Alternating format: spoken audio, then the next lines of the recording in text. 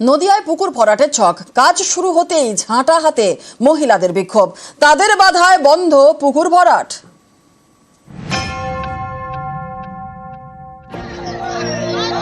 পুকুর ভরাট রুখতে পথে মহিলারা বিক্ষোভ দেখালেন ঝাঁটা হাতে। নদিয়ার কালীগঞ্জ ব্লকের দেবগ্রাম গ্রাম পঞ্চায়েত, এখানকার ডাঙ্গাপাড়া বাসস্ট্যান্ড এলাকায় বিশাল পুকুর, রোজগার কাজের জলের জন্য স্থানীয়দের বড় ভরসা। তাঁদের অভিযোগ, এই পুকুরটি ভরাটের ছক কষেছেন এলাকারই বাসিন্দা শহীদুল শেখ। পুকুর ভরাট করে জমি বিক্রি করতে চাইছেন। সেই পুকুর ভরাটের কাজ শুরু হয় বুধবার, নামানো হয় আর্থ মুভার। এর প্রতিবাদে পথে নামেন মহিলারা, বিক্ষোভ দেখান।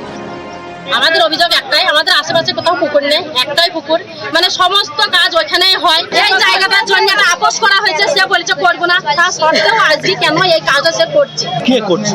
শহীদুল্লাহ 140 করার সত্ত্বেও সে এই জায়গাটাতে কেন কাজ করতেছে?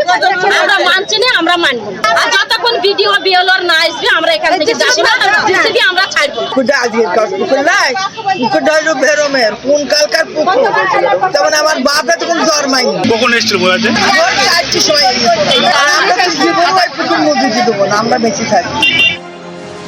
নিউজ 18 বাংলায় খবর দেখানোর কয়েক ঘন্টার মধ্যেই তৎপরতা। দেবগ্রামে যান ভূমি দপ্তরের আধিকারিকরা, বাজেয়াপ্ত করা হয় আর্থ মুভার। নদিয়া থেকে সমীর রুদ্র, নিউজ 18 বাংলা।